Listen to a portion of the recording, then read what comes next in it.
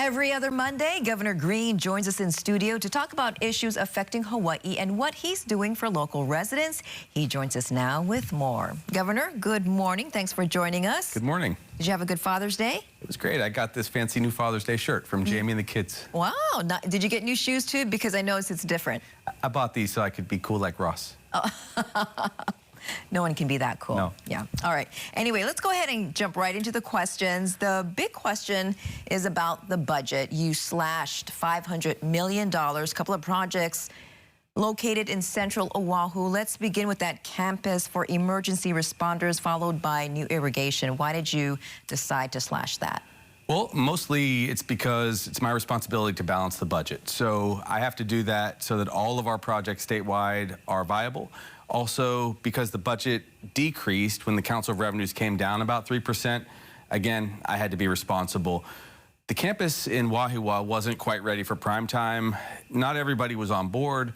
Plus, I didn't see what the long-term play was. Is it going to be 100, 200, 500 million?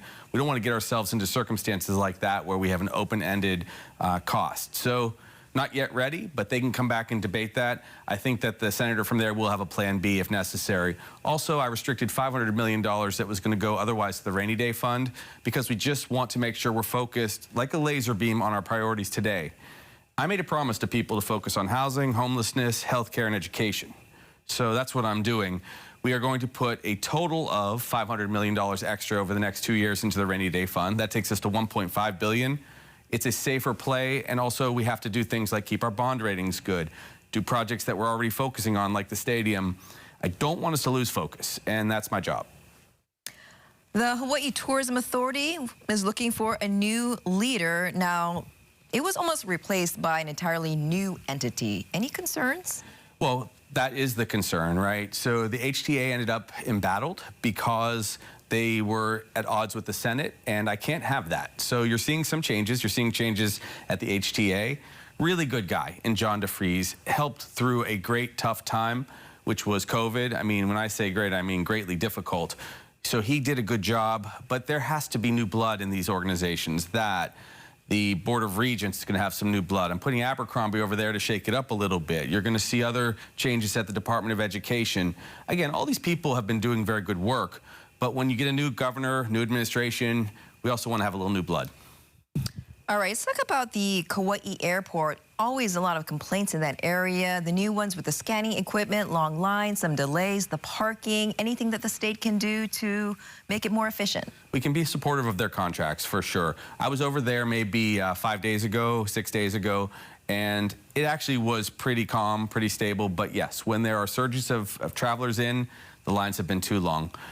Really, we want everyone to calm down. They're coming to Hawaii. It should be a beautiful, quiet time. I don't want people to complain too much about long lines, but I understand. So I did talk to some of the security agents there, and we'll work out their systems a little bit better.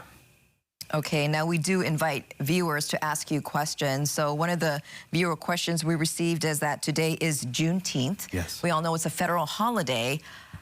Here in Hawaii, it's not. It's recognized as an official day of remembrance. Yes. Why isn't it a state holiday? Well, the legislature has to designate it as a state holiday. It's something I would certainly sign. We have a long history of concern in our country, racism and slavery, and we're moving towards a place where we can have reconciliation.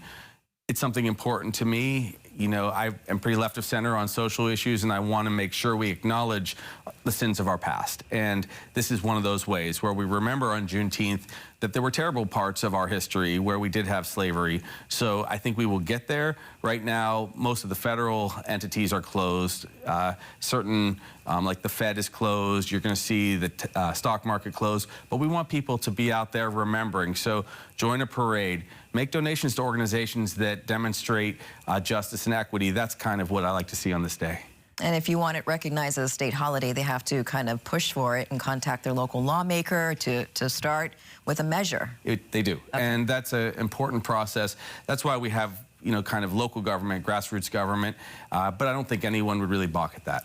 All right, so if you have viewer questions out there, please send them in. Go to our Facebook page and jot them down so Governor Green can address them the next time he visits. And before you leave, though, Governor, I do have to say something.